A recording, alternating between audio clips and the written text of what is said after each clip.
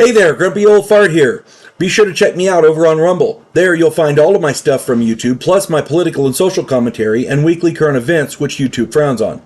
Links to my Rumble channel as well as my other YouTube channels and links to let you order my books are in the description of this video. If you enjoy my content, please like, subscribe, share, and comment. I welcome your comments even if you disagree with me.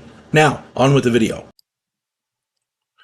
Hey there, Grumpy Old Fart here. I'm doing a Recon, the role-playing game story. I'm titling this one The Witch Hunt. I was playing in my friend Larry's Recon game years ago. Larry's an excellent player, great dungeon master, great game master, great mission director. He really knew the game well. His games were imaginative and well thought out, and more so, they were just fun. Our group had been contracted to hunt down a Mexican cartel leader who seemed to be invisible and untouchable. Feds have to obey rules. Mercenaries do not. So out of desperation, an agent of the U.S. government hired us to go after this guy. Now, being mercenaries, we don't think in terms of legalities. We think in terms of getting the job done. We think outside the box, and our thing is we're going to get this guy. So we began tracing this kingpin through his mules and his other operatives, the dealers and like that. Many of his operatives thought they were tough. Our general interrogation tactics started with blowing off their kneecaps. If it was, we went from there, but it was very effective. The kingpin took note. What we didn't know was that this particular kingpin employed 3 Brujas who used black magic to attack his enemies. Yeah, Larry was very imaginative, and he brought this to the game in a way that was not as unreasonable as it could have been. He made the game fun, but he also grounded it in logic, if that makes sense. For those of you who don't know, a Bruja is a witch. 2 of our player characters died, and a 3rd was hospitalized during the course of this situation, once the Brujas got involved. 1 died from a rare snake bite, which wasn't indigenous to the area. 1 died by being struck by lightning. 1 was hospitalized by a heart attack. Young, healthy people with heart attacks, yes. At that point, we knew something was up. We were on to them at that point. We didn't know it was witches, but we knew something was up. One of our player characters was related to an old woman who practiced Haitian voodoo.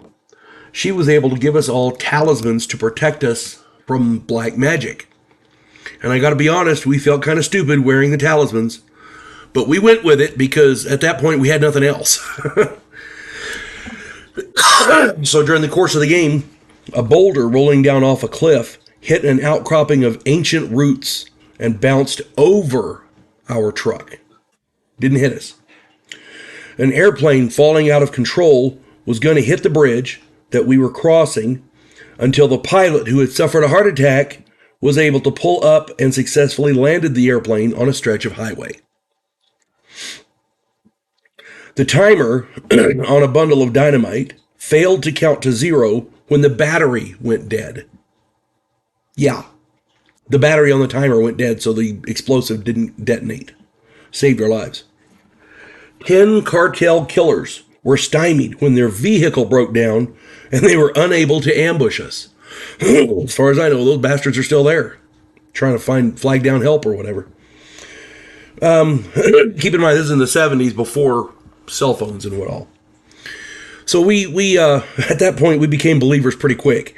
We were able to track the kingpin to his estate, and we killed him pretty handily. I mean, because he was just a dude, you know? He had money, and he had guards and like that, but we dealt with that before.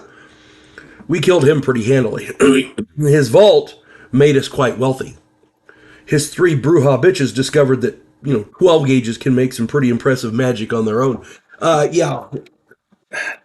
When you're at point blank range with a 12 gauge, with flechette rounds, there's not a whole lot of magic that they can do to prevent that. I'm just saying. And for the most part, they were done after that. We we went and collected our pay from Mr. Government Agent on top of what we got from the guy's vaults, and that was a fun mission. Larry runs really good games. I wish I could still game with him. I don't even know where he is. I think he moved to Arizona or something. At any rate, I hope you enjoyed this story. Hope everybody had fun and enjoyed it, and I hope everybody has a really great day. God bless one and all. There is a house in New Orleans where the monsters all hang out. When the police detective, who happens to be a skinwalker squirrel, uncovers a plot by a paranormal perpetrator, he has to enlist the aid of his fellow housemates. If you enjoy a modern, quirky take on historical mythology, check out my new original novel, The House Off Farrago Road.